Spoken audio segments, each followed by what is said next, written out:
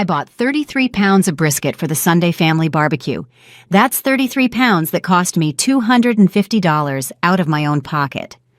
I never could have imagined that my daughter-in-law, Rachel, and her mother, Stella, would show up completely empty-handed but loaded with plastic containers as if they were going to a free buffet.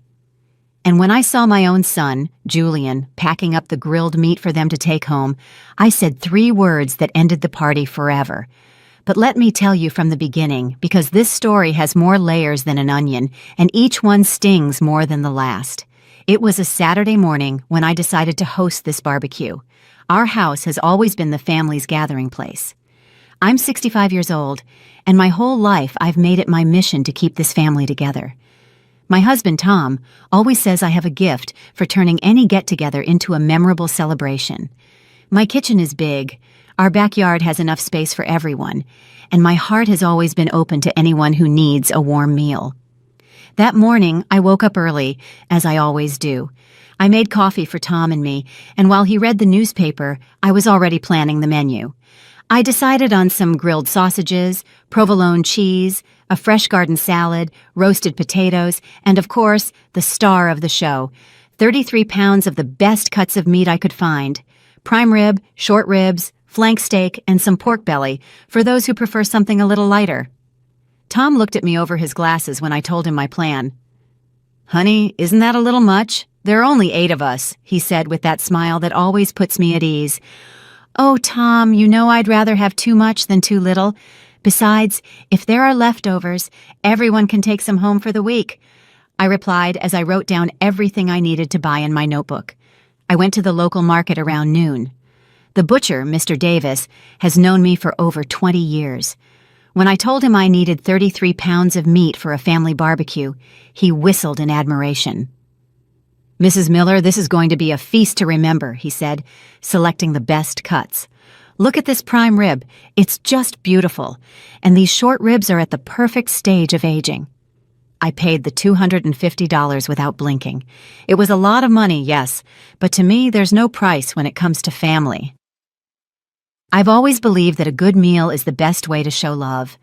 Every dollar I spent on that meat was an investment in happy moments, in shared laughter, in the family unity that means so much to me. When I got home with the groceries, Tom helped me organize everything in the fridge. The meat took up most of the space, but seeing it there, waiting to be cooked with love, filled me with satisfaction. "Tomorrow is going to be a perfect day," I told Tom as we put away the last packages. That afternoon, I called everyone to confirm they were coming. First, I called my son, Julian. He's 32 years old. He's a good kid, a hard worker, but since he married Rachel 3 years ago, I feel like something has changed in him. It's not that she's a bad person, but sometimes it seems like he walks on eggshells so he doesn't upset his wife. "Mom, of course we'll be there," he said over the phone. "Rachel is really excited. Oh, and her mom, Stella, is coming too. I hope you don't mind." Mind? Of course not. My house has always had an open-door policy. Stella is a 60-year-old widow who lives alone in a small apartment. I thought it would be nice for her to share the day with us. How naive I was. I also called my nieces Erica and Louisa, who always show up with a homemade dessert or a side dish. They understand that a family gathering is a group effort, that everyone contributes to make everything perfect. Sunday dawned beautifully. The sky was clear without a single cloud, and the air had that refreshing crispness that promises a perfect day for being outdoors. I woke up at 7 in the morning, full of energy and excitement. I started preparing everything early. I set the big patio table with the green tablecloth I inherited from my mother. I took out the good plates, the ones I only use for special occasions. I chopped tomatoes, onions, and bell peppers for the garden salad. The aroma of freshly chopped onion filled the kitchen, mixing with the smell of the coffee I kept warm for when the guests arrived. Tom took charge of the grill. He has always been meticulous with the fire. He says the secret to a good barbecue is patience and properly prepared charcoal. I watched him arrange the logs, preparing the embers with the care that only he possesses. Meanwhile, I prepared the roasted potatoes, washed the lettuce, and got everything ready so that when the family arrived, all we had to do was enjoy ourselves. At 11 in the morning, Erica and Louisa arrived. As always, they didn't come empty-handed. Erica brought an apple pie she had baked early that morning, still warm and with a sweet aroma that reminded me of my childhood. Louisa arrived with a fruit salad and a bottle of red wine she had been saving for a special occasion. "Aunt Betty, it smells incredible in here," Erica said as she kissed me on the cheek. "What can we do to help?" That's the difference. They came asking how they could help, their hands full with gifts for everyone, with that generous attitude that makes a family gathering truly special. I put them to work preparing the provolone and cutting the bread. While Tom started putting the sausages on the grill, everything was going perfectly. The house was filled with laughter. The aroma of the meat was beginning to waft through the backyard, and I felt I was in my element. This is my happiness, seeing my family together, enjoying themselves, feeling that my home is the place where everyone wants to be. But at 12:30, everything began to change. I heard the doorbell and ran to open the door. It was Julian, my son, with that smile that always melts my heart. But behind him came Rachel and Stella. And that's when I had the first sign of alarm. Rachel was wearing a very elegant red dress, high heels, and was perfectly made up as if she were going to a gala dinner, not a family barbecue in her mother-in-law's backyard. But what caught my attention most was that she was carrying a large cloth bag, and I could see several plastic containers inside, in different sizes. Stella, her mother, was also dressed up in a beige suit and a huge handbag. She also had a bag, and from the sound it made when she walked, it was clear that she also had containers. "Hi, Betty," Rachel said with that sweet voice she always uses when people are around. She gave me a kiss on the cheek, but it was one of those kisses in the air that never really touched my skin. "Your house is so lovely. It smells delicious." Stella greeted me with a smile that didn't reach her eyes. "Betty, it's a pleasure to see you. Thank you for inviting me to your beautiful home." I waited. I waited for them to take something out of those bags, a bottle of wine, a dessert, even a package of cookies from the supermarket. But no. They put their bags in a corner and went directly to the patio, as if they were VIP guests at a 5-star restaurant. "Didn't you bring anything?" I asked, trying to keep the smile on my face. "Oh, Betty, we ran late," Rachel said with a nervous giggle. "But you know you always cook so well that anything we would have brought would have been overshadowed by your food." It was an excuse wrapped in flattery, but I'm not foolish. I've lived 65 years, and I know how to recognize when someone is trying to make me believe that their lack of consideration is actually a compliment to me. Julian, my poor son, looked uncomfortable. I know him like the back of my hand, and I could see in his eyes that he also realized something wasn't right, but he didn't say anything. He never says anything when it means contradicting his wife, even if it's about doing the right thing. "Well, don't you worry," I said, "because that's me. I always try to make everyone feel comfortable, even if I'm boiling inside. The important thing is that you're here." We headed to the patio, where Tom already had the grill smoking with the sausages. Erica and Louisa greeted Julian warmly, but I noticed they were more reserved with Rachel and Stella. They had also realized something was off. "How wonderful!" Stella exclaimed when she saw the grill. "So much meat! This looks like a restaurant."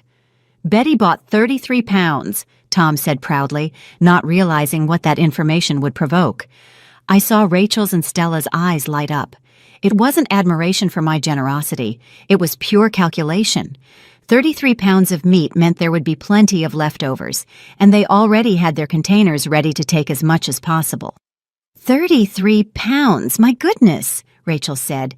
No wonder we brought our containers. We knew Betty is always so generous. There was the confession. They hadn't brought the containers by chance. They had come specifically prepared to take food home without contributing a single dime or even a soda, but with enough nerve to show up with containers as if my house were a free-for-all buffet. What came next was even worse. They sat at the table like queens waiting to be served. They didn't even ask if they could help with anything. While Erica and Louisa moved around with me, carrying plates, serving drinks, and setting things up, Rachel and Stella stayed seated, chatting with each other, looking at their phones, and making comments about everything they saw. "Oh, look how nice the garden is," Stella said, pointing at my plants. Though those flowers look a little wilted, don't they? Maybe they need more water. More water? My flowers were perfect. I water them with love every day. I take care of them as if they were my children. But she had to find something to criticize, something that would make her feel superior. Rachel wasn't far behind. This tablecloth is very nice, Betty, but I think it's a bit faded. Are you going to get a new one soon? My mother's tablecloth, the tablecloth I used at Julian's wedding, at all the important birthdays, at every family celebration, the tablecloth that represents our family's tradition and love, and she was criticizing it as if it were an old rag. Tom, bless his heart, didn't hear those comments because he was focused on the grill, but I heard every single one, every hint, every veiled criticism, every comment designed to make me feel that my home, my food, my effort were not good enough for their standards. When Tom announced that the sausages were ready, Rachel and Stella were the first to get up, not to help serve, but to be first in line. They served themselves huge portions, took the best pieces, and when they sat down to eat, they began with their comments. "The sausage is good," Stella said, "though maybe it needed a little more salt." More salt? Tom has been barbecuing for 30 years. He knows exactly how much salt to put on everything, but she had to find a flaw. Rachel joined the chorus of criticisms disguised as compliments. "The salad is fresh, Betty, although I would have used a little less vinegar, but, well, everyone has their own style. My garden salad, the same recipe I learned from my mother, who learned it from my grandmother, the same salad Julian adored as a child and always asked me to make for him. Now it turns out it had too much vinegar, but what hurt me most was seeing Julian. My own son nodded his head every time his wife or his mother-in-law made a comment, as if he agreed with them, as if everything his mother did with love was suddenly wrong. When it was time to serve the main cuts of meat, things got worse. Tom had done a masterful job. The prime rib was cooked to perfection, juicy on the inside and seared on the outside. The short ribs fell off the bone. The flank steak had that perfect texture that only comes from years of experience. But they found a way to criticize even that. "Oh, it's a shame the prime rib is a little overdone," Rachel said as she served herself the biggest portion on the plate. Overdone? It was perfect. Anyone with even a little knowledge of barbecuing would have realized that Tom had achieved the exact right point. But she needed to criticize something. She needed to establish her culinary superiority. Stella didn't fall behind. "At home, I always put a little lemon on the meat before grilling it. It gives it a special flavor. Maybe next time you could try it." Next time? She was already planning the next time she would come to eat for free and criticize everything. The audacity of this woman had no limits. But what really made my blood boil was what happened next. As they ate, and ate a lot, despite all their criticisms, they started taking photos of the food with their phones. "This is perfect for my Instagram," Rachel said, posing with a piece of meat on her fork. "My friends are going to be so jealous." She took at least 10 different photos, trying angles, adjusting the light, making sure the amount of food on the table was visible. Then she started typing on her phone. "What are you writing?" Julian asked her. "A post about this amazing family barbecue," she replied without looking up from her phone. "I'm going to put, 'Perfect Sunday with the best meat in town. There's nothing like a good home-cooked meal.'" Home-cooked meal. She hadn't lifted a finger. She hadn't contributed a dime, but there she was, creating an image on social media as if she were the hostess, as if she were the one who had organized everything, who had spent her money, who had spent hours preparing every detail. Stella followed her daughter's example. She also started taking photos and typing on her phone. "I'm going to tag all my friends," she said with a malicious smile. "They're going to think I have a very generous family." Generous? Of course we're generous, but there's a difference between generosity and being taken for a fool. Erica and Louisa exchanged looks of disbelief. They had also realized what was happening, but they were too polite to say anything. I also stayed quiet, but inside, I felt like I was swallowing ground glass. When they finished eating, after having second helpings, they started commenting on how full they were and how impossible it would be to finish all that meat. "There's too much food," Rachel exclaimed, putting a hand to her stomach. "There's no way we can finish all of this." "It would be a shame to waste so much good meat," Stella added with a feigned expression of concern. That's when they revealed their true intentions. As if by magic, their bags with the plastic containers appeared. Containers of all sizes, big ones for the meat, medium ones for the salads, small ones for the sauces. "We don't want anything to go to waste," Rachel said as she started taking out the containers. "We can take a little home for the week." A little? They had brought enough containers to take home half of the food. And the worst part of it all was that Julian, my own son, got up and started helping them without asking if it was okay, without considering that maybe I wanted to save some of the meat that had cost $250 of my money. "Mom always cooks too much," he said to his wife and mother-in-law with a smile. "It's better that you take it before it goes bad." That's when something inside me broke. Seeing my son packing up the meat I had bought, prepared with love, for 2 women to take home, 2 women who had arrived empty-handed, but with containers at the ready, after criticizing every single thing we had done. I watched them pack the best cuts, the leftover prime rib, the most tender short ribs, even the provolone that Erica had so lovingly prepared. They filled container after container, as if they were in a supermarket shopping with my money. Tom looked at me from the grill with eyes full of indignation, but he didn't know how to react either. Erica and Louisa were petrified, watching these 2 women take more food than we had brought combined for a family. When Julian closed the last container and handed it to Rachel with a smile, something exploded inside me. 65 years of putting up with things, of being the understanding woman, the tolerant mother-in-law, the mother who always forgives everything. But that day, seeing my own son packing up my generosity for them to take away as if it were an entitlement, I couldn't take it anymore. I got up from my chair, all eyes turned to me. The backyard fell completely silent. I stood up from my chair with a calmness I didn't even know I possessed. Every gaze was fixed on me. The yard, which moments before was full of chatter and laughter, now felt like a cemetery. Even the birds stopped singing. I walked slowly to where Julian was, with the last container in his hands, ready to give it to Rachel. My steps sounded loud against the patio tiles. I could feel my heart pounding in my temples, as if it were about to burst. When I got to him, I looked him straight in the eyes, those eyes I had known since the day he was born, that I had seen cry when he was a baby, that had shone with joy at his graduation, that were filled with love on his wedding day. Now they looked at me with confusion, not understanding why his mother was standing there like a statue without saying a word. I slowly took the container from his hands, without being rough, but with a firmness that made everyone hold their breath. "Get the hell out," I said, loud and clear. 3 words, just 3 words, but they were enough to make the world stop completely. The silence that followed was deafening. No one moved, no one breathed. It was as if I had just dropped a bomb in the middle of the family table. Rachel was the first to react. Her mouth opened like a fish out of water, and her eyes instantly filled with crocodile tears. "Betty, how could you say something like that?" she yelled, putting a hand to her chest as if she had just been stabbed. "We only wanted to take a little food.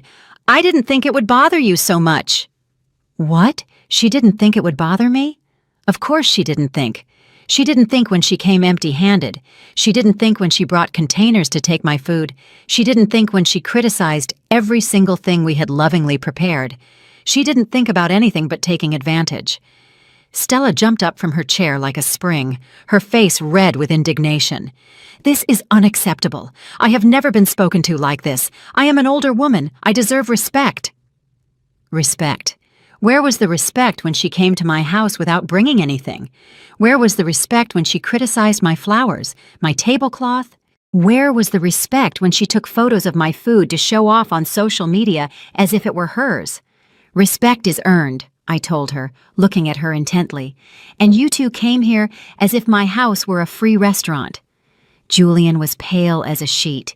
He looked from me to his wife, from his wife to his mother-in-law, like a lost child who doesn't know whose side to take. "Mom, please," he begged me in a trembling voice. "It was just a misunderstanding. Rachel didn't mean to offend you." A misunderstanding?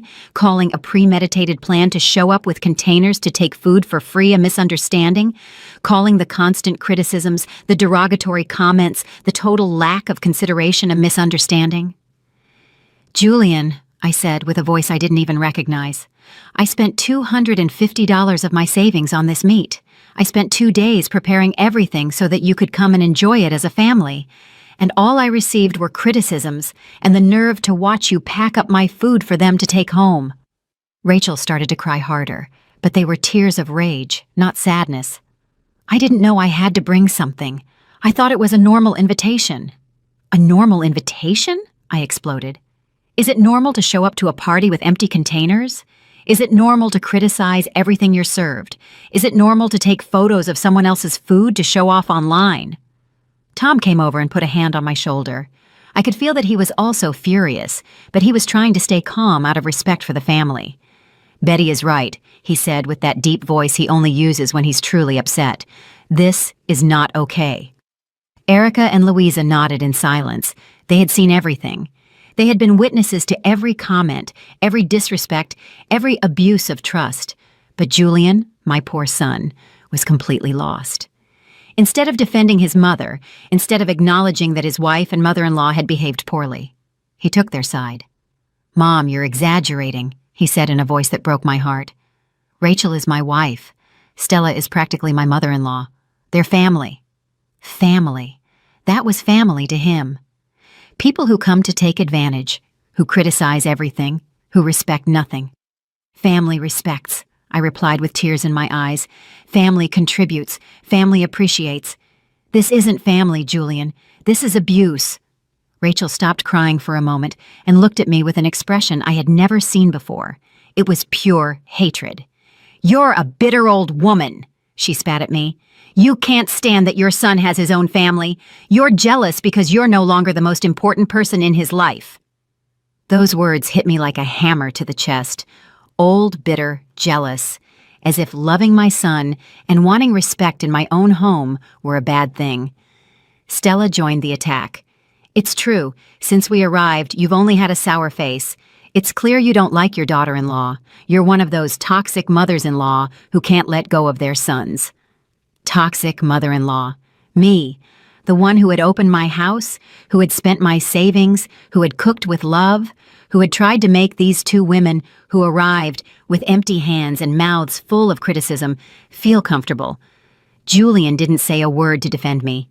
He just stood there, watching as his wife and mother-in-law insulted me in my own home, in my own backyard, after they had eaten my food and were ready to take half of the leftovers.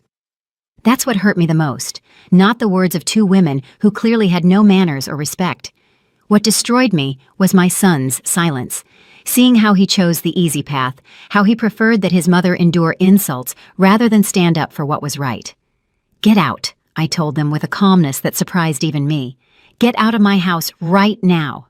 "With pleasure," Rachel yelled as she picked up her handbag. "We are never setting foot in this house again." "And we don't expect you to come to ours," Stella added as she put her phone in that huge bag. They headed towards the exit like two offended queens, with their heads held high and the fake dignity of someone who believes they are the victim of an injustice. But before she left, Rachel turned around and delivered one last stab. "Julian, I hope you know who your mother really is. Today you've seen her true face." My son looked at me with eyes full of confusion and pain. For a moment I thought he was going to stay, that he was going to realize I was right, that he was going to apologize for everything that had happened, but he followed his wife. I watched them walk away down the hallway. I heard the front door close, the car engine start, and then it was all gone in the distance. And I was left standing there in my backyard, surrounded by the deepest silence I had ever felt in my life. The silence that followed their departure was devastating. I stood in the middle of the patio, looking at the table full of dirty dishes, the remains of the food I had prepared with so much love, the empty containers they had abandoned in their dramatic escape. It was as if a hurricane had passed through my house and destroyed everything in its path. Tom was the first to move. He came over and hugged me without saying a word. I could feel him trembling with the rage he had been holding in all afternoon. My husband is a peaceful man who always tries to avoid conflict. But that day, he had seen his wife humiliated in her own home. "You did the right thing," he whispered in my ear. It was about time someone told them the truth. Erica and Louisa also approached. I could see a mix of admiration and concern in their eyes. Admiration, because I had had the courage to defend my dignity, and concern because they knew this wouldn't be the end of it. "Aunt Betty," Erica said, taking my hand, "we saw everything. They behaved horribly towards you. You didn't have to put up with that." "It's true," Louisa added. "They came here as if you were their personal servant, bringing nothing, criticizing everything, and on top of that, wanting to take half the food. What nerve!" Their words comforted me a little, but they couldn't erase the pain I felt in my chest. My own son had abandoned me. He had chosen to defend two women who were clearly manipulating him, who had made him an accomplice to this humiliation. We stayed there for a while, hugging, trying to process what had happened. Then we began to clear the table in silence. Each plate I picked up reminded me of a moment from the afternoon. Here, Rachel had sat, criticizing my salad. Over there, Stella had been complaining about my flowers. In that spot, I had seen Julian packing up the meat as if it were a free delivery service. There was a lot of food left over. Ironically, after all the drama over the containers, there was enough meat for several days. Tom started putting it in the fridge while I washed the dishes, trying to keep my hands busy so I wouldn't think too much, but my mind wouldn't stop racing. How had we gotten to this point? When had my son stopped being the man I raised, the one who knew how to distinguish right from wrong? When had he allowed his wife to turn him into someone who could watch his mother be humiliated without defending her? Erica and Louisa stayed late, helping me clean up and keeping me company in my grief. When they left, the house was submerged in a silence that seemed to scream my loneliness. I couldn't sleep that night. I stayed awake, staring at the ceiling, reliving every moment of the afternoon, every word that had been said, every gesture of contempt I had received. But what hurt me most was Julian's betrayal. The days that followed were the most difficult of my life. I hoped my son would call, that he would come to apologize, that he would admit he had made a mistake. But nothing happened. My phone remained completely silent. On the third day, I couldn't take it anymore. I called him myself. "Hello, Mom," he said in a cold voice I had never heard before. "Julian, we need to talk," I said, trying to stay calm. "There's nothing to talk about," he replied with a harshness that broke my heart. "What you said on Sunday was unforgivable. Rachel has been crying all these days. Stella is so upset she had to go to the doctor for her high blood pressure." Rachel crying, Stella at the doctor. Please, the same women who had come to my house like emotional vampires were now playing the victims. "Julian, they showed up with containers at the ready," I explained. "They brought nothing, they criticized everything, and they wanted to take half the food I paid for." "That doesn't justify what you said to them," he interrupted. "They are older women. They deserve respect." Respect? Where was the respect for his mother? Where was the respect for the woman who had raised him, educated him, and loved him unconditionally for 32 years? "And what about me?" I asked, my voice cracking. "Am I not an older woman who deserves respect? Am I not your mother?" "You are my mother," he said in a tone that sounded like an unpleasant obligation. "But Rachel is my wife, and I will always defend my wife." There was the truth. That was his priority. Not justice, not what was right, but keeping a woman who had clearly manipulated him happy. "Fine," I said, feeling defeated. "I hope you are happy with your decision. Mom, if you want to fix things, you know what you have to do," he said before hanging up. I knew what I had to do. Apologize, crawl like a worm, begging for forgiveness for having defended my dignity. That call was like receiving confirmation of something I already knew but didn't want to accept. I had lost my son, not physically but emotionally. The woman he had married had achieved her goal. She had created a barrier between us so high it seemed impossible to cross. The days turned into weeks and the weeks into a month. I didn't hear anything from Julian. Tom told me to be patient, that he would surely get over his tantrum and come back begging for forgiveness.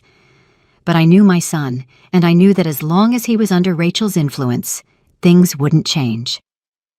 One afternoon, as I was watering my plants, the ones Stella had criticized for being wilted, the doorbell rang. My heart jumped, thinking it might be Julian, that he had finally come to seek reconciliation. But when I opened the door, it was Erica. "Aunt Betty, I have to tell you something," she said with a serious expression.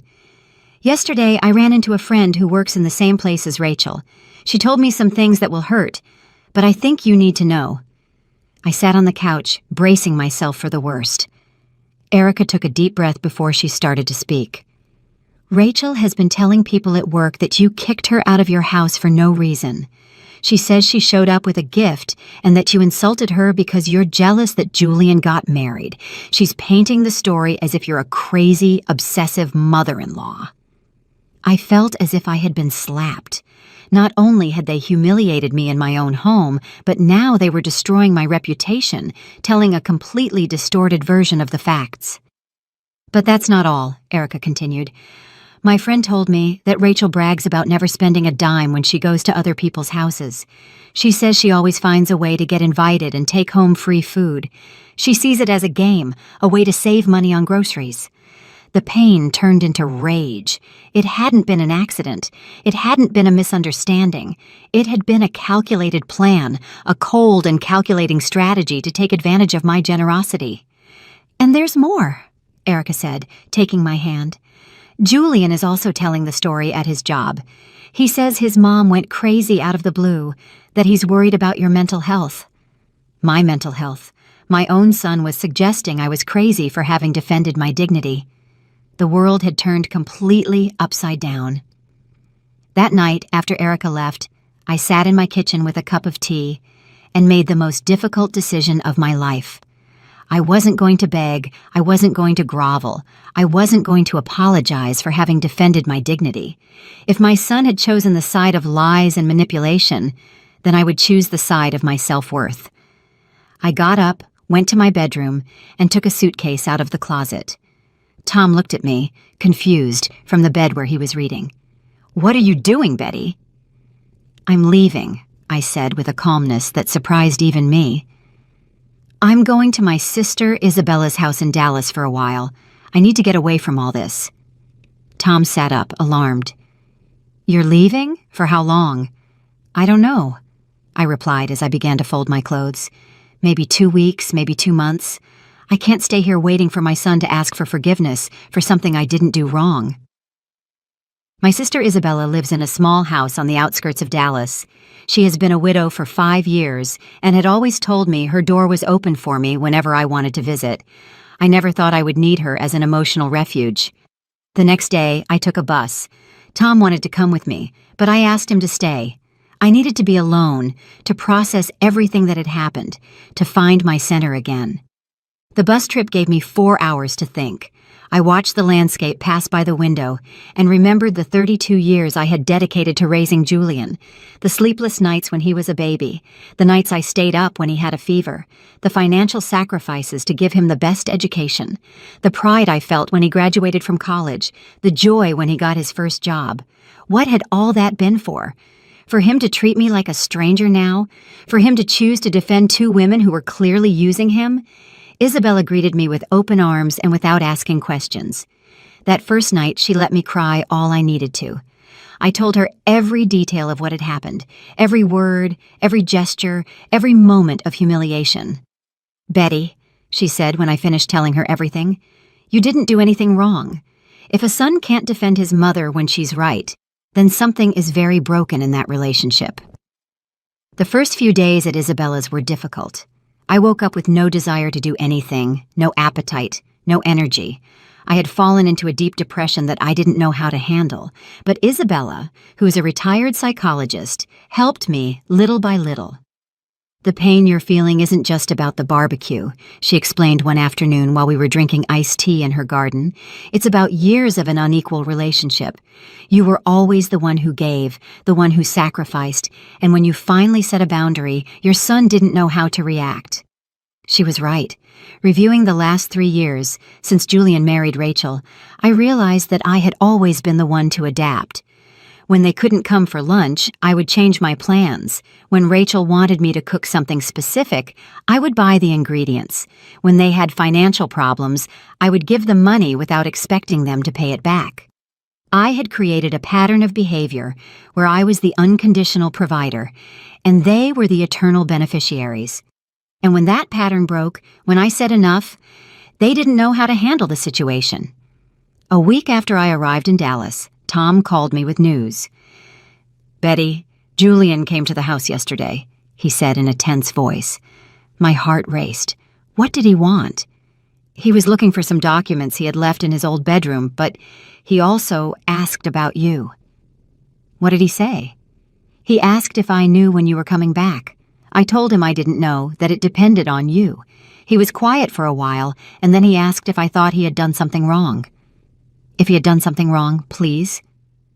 After a month of total silence, only now did it occur to him to wonder if maybe he had made a mistake. "And what did you tell him?" "I told him the truth, Betty. I told him that his mother had been humiliated in her own home, and that not only did he not defend her, but he also helped the people who were hurting her." There was a long silence on the other end of the phone. "How did he react?" "He started to cry," Tom told me, his voice cracking. "He cried like he did when he was a little boy. He told me that Rachel had convinced him that you were jealous, that you couldn't accept him having his own family, but that now, after all this time without talking to you, he was realizing that maybe things weren't as she had painted them." I felt a lump in my throat. My son was beginning to wake up, but the damage was already done. The wounds were too deep to be healed with a simple apology. Did he say anything else? He asked for Isabella's phone number. I told him he had to ask you for it first. I didn't give him the number. I wasn't ready to talk to him yet. I needed more time to heal, to find my inner strength, to decide what kind of relationship I wanted to have with my son in the future. Meanwhile, Isabella was helping me rediscover myself. We had started walking every morning in the nearby hills. The fresh air, the exercise, and the beauty of the landscape were bringing back my lost energy. She also signed me up for a reading group for older women, where I met others who had gone through similar situations. It's incredible how children sometimes don't value their mother's sacrifices until it's too late.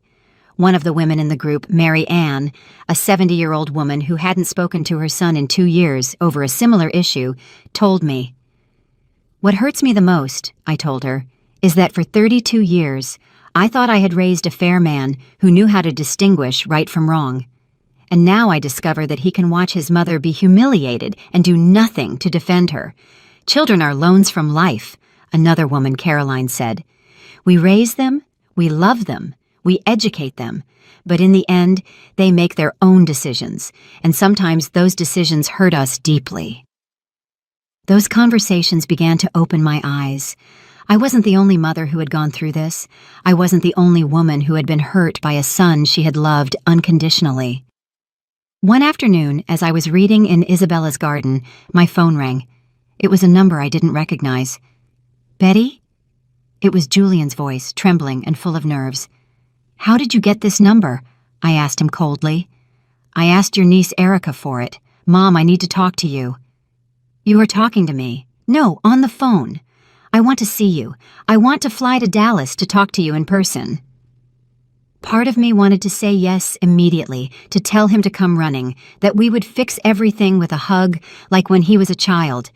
But the hurt part, the part that had been humiliated and betrayed, made me more cautious. "I don't know if I'm ready for that conversation, Julian. Mom, please. I've realized a lot of things.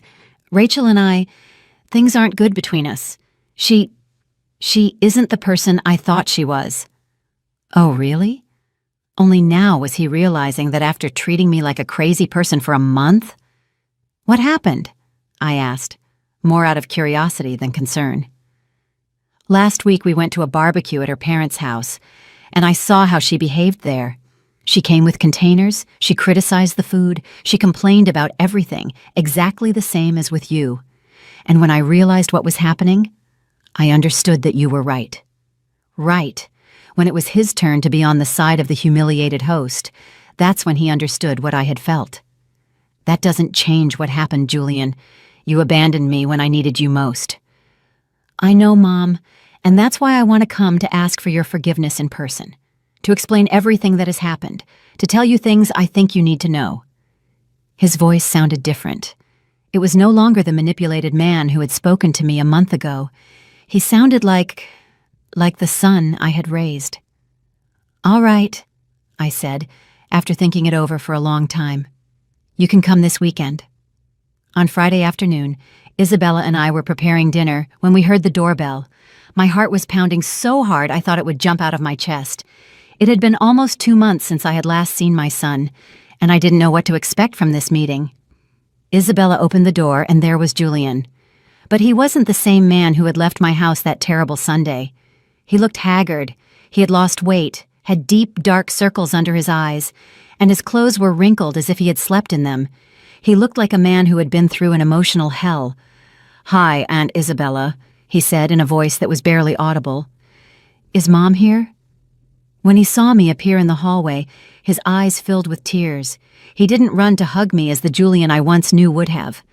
He just stood there like a child who knows he has done something very wrong and is waiting for his punishment. "Hi, Mom," he said, his voice cracking. "Hi, Julian." The silence that followed was awkward. Isabella, who always knows how to read situations, left us alone, saying she was going to buy a few things for dinner. We sat in Isabella's living room, facing each other, like two strangers meeting for the first time. My son, the same one who had grown up in my arms, who had been my partner in mischief, my pride and my joy, now seemed like a stranger. "Mom," he began with difficulty, "I've come to ask for your forgiveness, but before I do, I need to tell you what has happened, things that have opened my eyes about this whole time." I settled into the armchair and waited. After 2 months of silence, the least I could do was listen to him. "After what happened at your house, Rachel was unbearable for weeks. She wouldn't stop talking about how badly you had treated her, how unfair you had been. She convinced me that you were jealous, that you couldn't accept me having my own life." He paused and ran his hands over his face as if it was difficult to continue. "But 2 weeks ago, something happened that completely changed my perspective. Rachel's parents invited us to a barbecue at their house. It was her dad's birthday, and it was the first time we were going to one of their family gatherings." His voice became tenser, as if remembering what had happened was physically painful for him. "Rachel told me we should bring containers because there would surely be leftovers. I told her I thought that was strange, that it wasn't polite to go to someone else's house with containers, but she convinced me by saying it was normal, that all families do it." I felt a mix of rage and satisfaction. He was finally seeing his wife's true colors. When we arrived, Rachel greeted her parents and then sat down like a princess waiting to be served. Her mom had been cooking all day, had set a beautiful table, and had bought expensive wine, and Rachel started to criticize everything. Julian stood up and began to pace around the living room as if he couldn't stay still while he remembered. She told her mom that the meat was too salty, that the potatoes were undercooked, that the salad had too much oil. The same woman who had convinced me that you were being unfair for getting upset when she criticized your food was now tearing down her own mother with cruel comments. "And what did you do?" I asked him, although I already imagined the answer. At first I didn't say anything. I thought maybe it was just how they related to each other as a family. But when we finished eating, she took out the containers and started packing up food as if she were in a free supermarket. Julian stopped in front of the window and stared outside. Rachel's mom looked uncomfortable, but didn't say a word. Her dad was clearly annoyed, but he held back because she was his daughter. And that's when I understood everything, Mom. That's when I realized what we had done to you. He turned around and looked at me with eyes full of tears. You had spent your money, you had cooked with love, you had opened your home to welcome us, and we showed up like parasites, criticizing everything, taking advantage of your generosity, and when you finally exploded, I abandoned you. The tears began to roll down his cheeks, but he didn't do anything to stop them. Rachel's dad took me aside and said, "Julian, your wife does this at every house she's invited to. She always finds something to criticize, and she always takes food home. It's her way of saving money on groceries. And the worst part is that afterward, she tells made-up stories about how badly the host treated her. I felt as if I had been punched in the stomach. It hadn't been a coincidence. It hadn't been a misunderstanding. It had been a calculated and malicious pattern of behavior. "What else did he tell you?" I asked him, although I wasn't sure I wanted to hear the answer. "He told me that Rachel had gone home, telling him that you had kicked her out for no reason, that you were a toxic and possessive mother-in-law. But he said he knew his daughter, and he knew exactly what had happened. He told me that if I was smart, I should go ask for your forgiveness before it was too late." Julian sat down again, but this time he moved closer to me. "That night, I had a terrible fight with Rachel. I told her what I had realized. I asked her why she had lied to me about what happened at your house, and that's when she showed her true colors." "What did she say?" "She told me I was an idiot for believing her dad over her, that all mothers and mothers-in-law are the same. They want to control their sons forever. She said that if I loved her, I had to choose between her and you." The ultimatum, the final tactic of manipulators, forcing the victim to choose between the abuser and the people who genuinely love them. And what did you say to her? I told her that no one was going to force me to choose between my wife and my mother, that both of you had to learn to respect each other. But she went crazy. She started yelling at me, throwing things, insulting me. Julian took a deep breath before continuing. "She said terrible things to me, Mom. She told me I was a mama's boy, that I was never going to grow up, that I was pathetic, and when I told her I was going to come see you to apologize, she threatened me with divorce. And I told her to do what she wanted, that I would rather be divorced than continue to live with someone who had made me betray my own mother." For the first time in 2 months, I felt something akin to pride for my son. He had finally found the courage to stand up for himself, to stand up for what was right. "We are separated," he said in a sad but firm voice. "I moved into a small apartment near my job. Rachel stayed in the house we bought together, but the lawyers will figure that out. How do you feel about all this?" I asked him. "Devastated," he admitted, "but also relieved. For the 3 years we were married, I felt like I was losing my identity, that I was turning into someone I didn't recognize.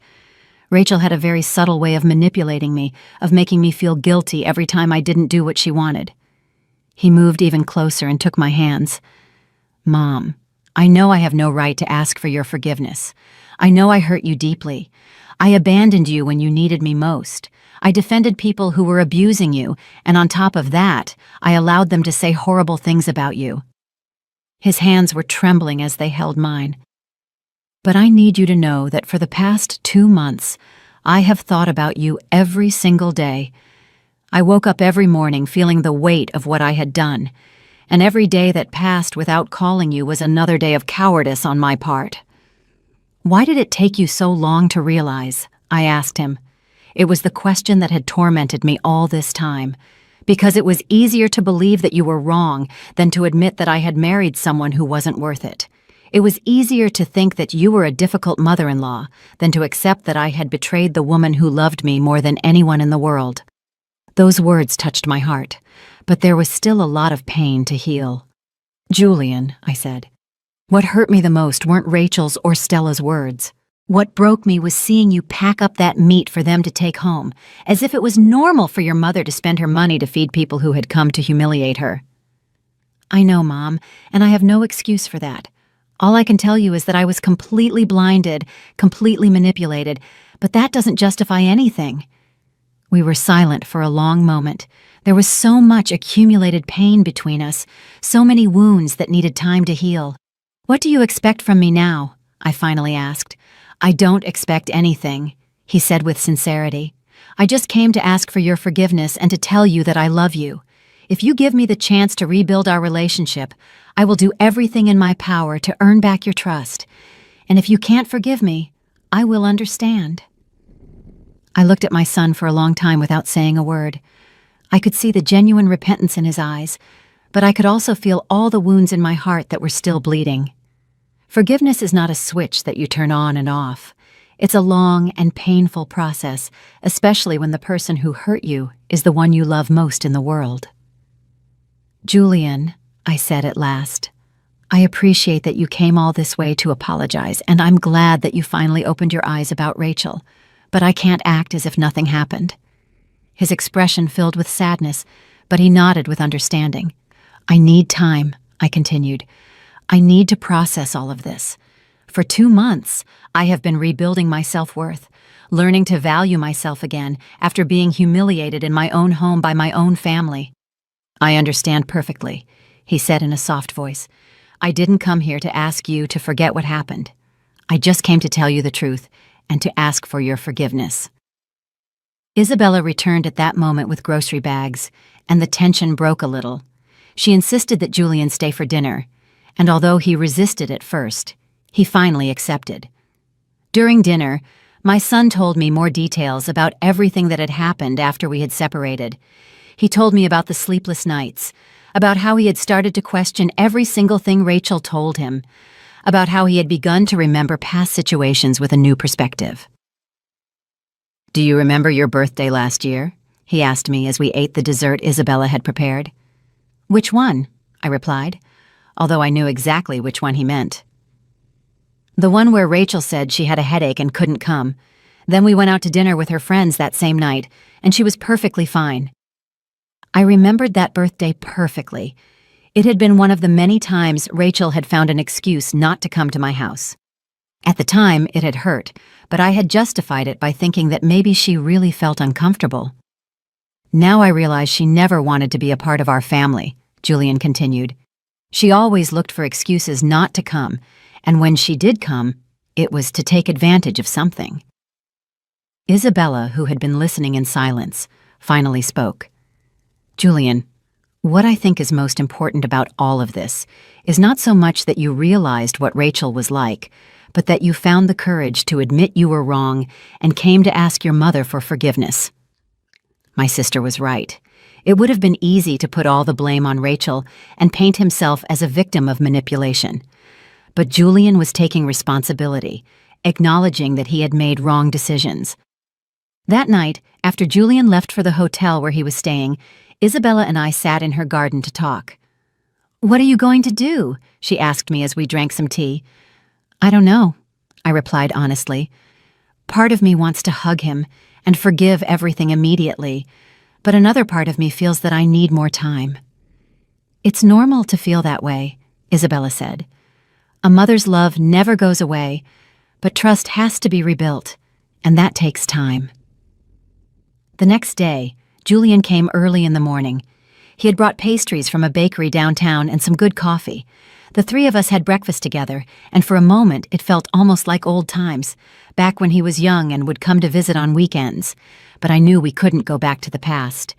Too many things had changed. I had changed. "Mom," he said when Isabella went to run some errands and left us alone again, "I want to ask you something, and I need you to be completely honest with me. Tell me, do you think you'll ever be able to completely forgive me? Do you think our relationship can go back to how it was before?" The question hit me right in the heart because it was the same one I had been asking myself since I arrived. "Julian," I said, after thinking it over for a long time, "I'm going to be honest with you as you asked. I love you with all my heart, and I always will. You are my son, you are a part of me, and nothing can change that." I saw him relax a little, but I wasn't finished. "But I don't know if our relationship can go back to being exactly what it was before, because before, I was a mother who gave everything without asking for anything in return, who justified her son's every behavior, who put her own needs after everyone else's." I paused to gather my thoughts. Over the past 2 months, I've learned to value myself, to respect myself, to set boundaries. I am no longer the same woman I was before that barbecue. And this new version of me needs a more balanced relationship, one where the respect is mutual. Julian listened with his full attention, as if every word was essential to him. "Does that mean you don't want me back in your life?" he asked me in a trembling voice. "No, that means that if you come back into my life, it has to be in a different way. I need to feel that you respect me as a person, not just that you love me as a mother. I need to know that if in the future someone disrespects me, you will be on my side if I am in the right." "I can promise you that," he said with firmness. I will never again allow anyone to treat you poorly in front of me. I will never again choose the easy path when I have to stand up for what's right. Promises are easy to make when you're sorry, I told him. What will convince me are actions, time, the consistency of your behavior. Julian nodded, understanding that this was going to be a long process. What do you need from me? He asked me. I need you to understand that trust is built little by little. I need you to respect my timing, my decisions, my boundaries. And I need you to show me, with actions, not just words, what you've learned from this. Are we starting over from scratch? He asked. No, not from scratch, I clarified. We have 32 years of history together, and most of those years were beautiful. But we do need to start a new stage, one where we are both more mature, more aware, and more respectful of each other. That afternoon, before Julian went back to Los Angeles, we went for a walk in the hills. It was something we had done a lot when he was a teenager, and it felt natural to do it again now. Mom, he said as we walked up a trail, there's something else I need to tell you. What is it? Rachel is pregnant. I stopped dead in my tracks. Of all the things I could have expected to hear, that was the one I least imagined. Pregnant? I repeated, feeling as if cold water had been thrown on me. 2 months along, he confirmed. I found out just before we separated. In fact, it was part of the reason it took me so long to make the decision to leave her. My mind began to process the implications of this news. I was going to be a grandmother, but the mother of my grandchild was a woman who hated me, who had lied about me, who had humiliated me in my own home. What are you going to do? I asked him. I'm going to be a father, he said, with a mixture of sadness and determination. No matter what happened between Rachel and me, that baby is my child, and I'm going to be present in his or her life. And what does that mean for us? I asked, though I was afraid of the answer. It means things are going to be complicated, he admitted. But I'm not going to let Rachel use my child as a weapon against you. That baby is going to know his or her grandmother. They're going to grow up knowing they have a family that loves them. It was a complex situation that added another layer of difficulty to our already complicated relationship, but it also gave me hope. Julian was talking about defending my place in my grandchild's life, about not allowing them to keep me away from my own family. I need time to process this too, I told him. I understand, he replied. I just wanted you to know so you wouldn't find out from someone else. When we got back to Isabella's house, Julian got ready to leave. We hugged for the first time in 2 months, and although it wasn't the warm, unrestrained hug of before, it was a start. I'll call you next week, he promised, if you want me to. Yes, I replied. I want you to. I watched him walk away down the street and felt a strange mix of emotions. Sadness for all that we had lost, hope for what we could rebuild, and something akin to peace for having kept my dignity intact. 6 months after that conversation in Dallas, I am sitting in my kitchen writing this while I wait for my son to arrive with my newborn granddaughter. Yes, granddaughter. Rachel gave birth to a beautiful baby girl whom they named Sophia, and today is the first time I am going to meet her. The months that followed Julian's visit to Isabella's house were a slow but steady process of rebuilding. He kept his word.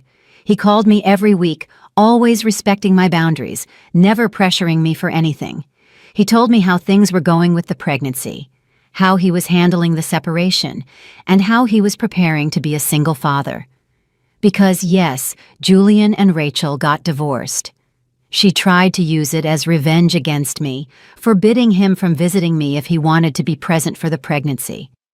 But my son had learned his lesson. He told her clearly that I was his mother and that I was going to be a part of his daughter's life, whether she liked it or not. I returned to Los Angeles 3 months after I had left. Isabella had helped me a lot to heal, to find my inner strength, to understand that self-love is not selfishness, it's emotional survival. When I returned to my house, I was no longer the same woman who had left. I was stronger, more self-assured, less willing to accept disrespect from anyone. Tom greeted me with open arms and with some interesting news. During my absence, he had been in contact with Erica and Louisa, who had told him things that surprised me a lot. It turns out that after the barbecue drama, Rachel had been telling her distorted version of events all over the neighborhood. But Erica and Louisa had talked to other people who knew Rachel and had discovered that I was not her first victim. Mrs. Johnson, who lives 3 blocks away, told me that Rachel did the same thing at her grandson's baptism, Tom told me on that first night back. She showed up with containers, criticized everything, and then left telling people she had been treated poorly. Really? And not only that, Tom continued, Louisa's sister also had problems with her. She invited her to her birthday, and Rachel behaved in the exact same way. It seems that's just how she operates. Knowing that it hadn't been personal, that I hadn't done anything specifically wrong to deserve that treatment, helped me a lot to process everything that had happened. Rachel was simply that way, a person who took advantage of others' generosity and then blamed them when she was confronted. When Julian found out I was back, he asked permission to visit me. It was strange to have him in the house again after all that had happened. He sat in the same chair where he used to sit as a boy, but everything felt different. "How are you, Mom?" he asked, and I could see that he genuinely wanted to know the answer. "I'm doing well," I replied, and it was the truth. I am different, but I am well. During that visit, we established new rules for our relationship. I was no longer going to be the mother who gave everything without receiving anything in return. I was no longer going to justify disrespectful behavior. I was no longer going to put others' needs above my own dignity. "I understand," he said, when I explained my new boundaries, "and I want you to know that I respect them completely." The following visits were gradually more comfortable. Julian brought flowers, helped with the cooking, and asked what he could do to help. Small gestures that showed he had understood that respect is demonstrated with actions, not just words. When Rachel gave birth, things got complicated again. She tried to prevent Julian from telling me about the birth, but he was no longer the easily manipulated man of before. He called me from the hospital to tell me he had a beautiful and healthy granddaughter. "Rachel doesn't want you to come to the hospital," he said with sadness. "But as soon as I can take Sophia to my apartment, I will introduce her to you." It didn't hurt not being able to go to the hospital. I had already learned not to take Rachel's spite personally. The important thing was that my son was keeping his promise not to let me be kept away from my granddaughter. During the first few weeks after the birth, Julian had to fight hard to be able to take Sophia to his apartment. Rachel tried to control him by using the baby, but he stood firm. He even threatened to go to court if necessary. "I'm not going to let her use my daughter as a weapon," he told me over the phone one night, sounding exhausted. "Sophia has a right to know her grandmother, and you have a right to know your granddaughter." And here we are. Julian is going to arrive any minute with 3-week-old Sophia. I have prepared everything carefully. The bassinet he used when he was a baby clothes I bought with so much excitement, and a grandmother's heart full of love that is ready to meet this new addition to the family. I hear the car in the driveway. It's him. When I open the door, I see my son with a tiny baby in his arms. Sophia is beautiful. She has Julian's eyes and something in her face that reminds me of him when he was a baby. "Mom," he says with a huge smile, "I'd like you to meet your granddaughter, Sophia." When I hold her in my arms for the first time, I feel my heart fill with a pure joy I haven't felt in a long time. This innocent baby has nothing to do with the conflicts of adults. She only deserves love, care, and a family that will protect her. "Hello, my love," I whisper as I watch her sleep.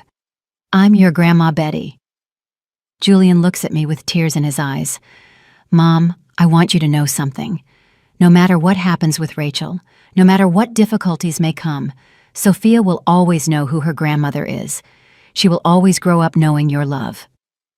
"Thank you," I say, unable to hold back my own tears. We spent the afternoon together, the 3 of us.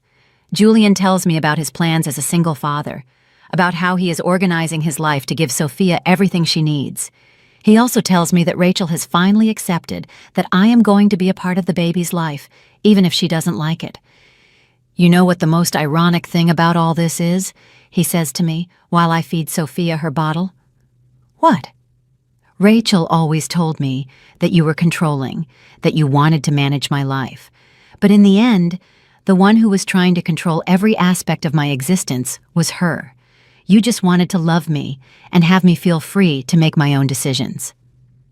It's true. For 32 years, my only goal had been to raise him to be a good, independent man, capable of distinguishing between right and wrong. Manipulation had never been my style. When it's time for them to leave, it's hard for me to say goodbye to Sophia, but I know this is only the beginning. I know I will watch her grow up. I will be a part of her life. I will be able to love her as she deserves to be loved. "We'll come again next week," Julian promises me as he puts the baby in her car seat. "I'll be waiting," I say, and for the first time in a long time, I feel that the future is full of beautiful possibilities. That night, as Tom and I have dinner alone, I reflect on everything that has happened. I lost a son for a few months, but regained a man. I lost a toxic relationship with a manipulative daughter-in-law, but gained a precious granddaughter. I lost my infinite patience and my tendency to justify everything, but I gained self-respect and healthy boundaries. "Do you regret saying those 3 words that Sunday?" Tom asks me. "No," I reply without hesitation. They were the most liberating 3 words I have ever said in my life, because sometimes to start a new life, to regain lost dignity, to teach people how to treat you, all you need to do is say, "Get the hell out," and then back it up with actions. Today, I am a 65-year-old woman who knows her worth, who doesn't accept disrespect from anyone, who loves deeply, but also loves herself. I am Sophia's grandmother, Tom's wife, Julian's mother, but before all that, I am Betty, and Betty deserves respect. And now, every time I host a barbecue, I only do it for people who show up with their hands full and their hearts full of gratitude, because that's the only way to live. Surrounded by people who know how to appreciate generosity, not take advantage of it. Life went on, but now I live it on my own terms. 2 years after that Sunday that changed my life forever, I'm here in my kitchen, preparing another barbecue. But this time, everything is different. The table is set for 6 people. Tom and me, Julian with Sophia, who is now 2.5 years old, and Isabella, who came from Dallas to spend a few days with us. Sophia is running around the yard, chasing butterflies with that infinite energy only small children have. Every time she sees me, she yells, "Grandma Betty!" and runs to hug me with those chubby little arms that melt my heart. She is an intelligent, sweet, and, thankfully, has none of her mother's temperament. Julian has become an exemplary father. He worked hard to get joint custody of Sophia, and now he has her for half of the week. The days she is with me are pure joy. We have established a beautiful routine. She comes on Wednesdays after preschool and stays until Friday morning. "Mom," Julian says to me as he tidies up Sophia's toys that are scattered throughout the living room, "did I tell you Rachel moved to Las Vegas?" "Really?" I ask him as I cut tomatoes for the salad. "She left with a guy she met at work. At first I thought it was going to be a problem for Sophia's visits, but it turns out it works out better for her. She doesn't have to see me as often." It's funny how things just work themselves out. Rachel finally found someone else to manipulate, and we regained the family peace we had lost. Julian has grown so much as a person during these 2 years. He is no longer the insecure man who let himself be manipulated. Now he makes his own decisions, stands up for what he believes is right, and most importantly, he is a present and loving father. "Do you know what Sophia told me yesterday?" he asks me as he helps me set the plates on the table. "What did she tell you?" "She asked me why Grandma Rachel never comes to visit, but Grandma Betty is always here. I explained to her that every family is different, but the important thing is that she is surrounded by people who love her." I am moved to tears hearing this. Sophia is already learning, without anyone having to explain it directly, who the people are who truly love her and who are absent by their own choice. Isabella comes out to the patio with a tray of hot dogs she made this morning. My sister has been my greatest support throughout this whole process. Every time I have doubts, every time I feel that maybe I was too harsh, she reminds me that defending your own dignity is never wrong. "Do you remember what you told me 2 years ago?" I ask her as we put the hot dogs on the table. "What's that?" "That children are loans from life, that in the end, they make their own decisions." "And I was right," she says with a smile. "Julian made the right decision, even if it took him a while." Tom comes from the supermarket with wine and ice. At his age, he is still the most patient and wise man I know. Throughout this whole family crisis, he was my rock, my unconditional support. "How's the grill?" I ask him. "Perfect. We can start putting the meat on in an hour." This time, I only bought 11 pounds of meat. I no longer need to impress anyone or show off my generosity in an exaggerated way. I cook with love for the people who truly appreciate that love, not for those who see it as a free obligation. As we prepare everything, I think about how much things have changed. Erica and Louisa still come to the house regularly, and every time they bring something to share. The difference is that now I also go to their houses, bringing desserts or salads. Our family relationships became more balanced, healthier. "Grandma Betty," Sophia yells to me from the yard. "Come see the flower I found." I run out to see her discovery. It's a small daisy that grew between the stones on the path. To her, it is the most beautiful treasure in the world. "How pretty," I say, picking her up. "Shall we put it in a small vase with water?" "Yes, so it doesn't die." We go inside together to find a small vase. As I pour water into it, Sophia looks at me with those huge eyes, full of curiosity. "Grandma, why does Daddy say you are the bravest woman he knows?" The question catches me by surprise. "Your daddy says that?" "Yes. He asked Uncle Tom why you are brave, and Uncle Tom said it's because you always tell the truth, even when it's hard." I am moved to tears. It's beautiful to know that my experience, no matter how painful it was, is turning into a life lesson for my granddaughter. "Sometimes, my love," I explain to her as we put the daisy in its little vase, "people don't treat us well, and when that happens, we have to be brave and stand up for ourselves. Like when Martin takes my toys at school." "Exactly like that. You don't have to let anyone take your toys without permission." It's incredible how children understand complex concepts through simple situations. Sophia is learning from an early age, something that took me 65 years to fully understand, that respect is earned and maintained by setting clear boundaries. The afternoon passes perfectly. We eat on the patio, laughing, telling stories, and enjoying each other's company. Julian helps me serve without being asked. Isabella entertains Sophia with stories. Tom handles the grill like the master he is. When we finish eating, Sophia falls asleep in my arms. I carry her inside and lay her on the couch, covering her with a soft blanket. Seeing her sleep so peacefully, so securely, fills me with a deep peace. "Mom," Julian says to me when I return to the patio, "I want to thank you again for everything." "For what?" "For teaching me that loving someone doesn't mean accepting anything, for showing me that you can forgive without forgetting, for standing firm until I understood what really matters." His words touch my soul. For a long time I wondered if I had done the right thing by standing firm, by not giving in immediately when he came to apologize.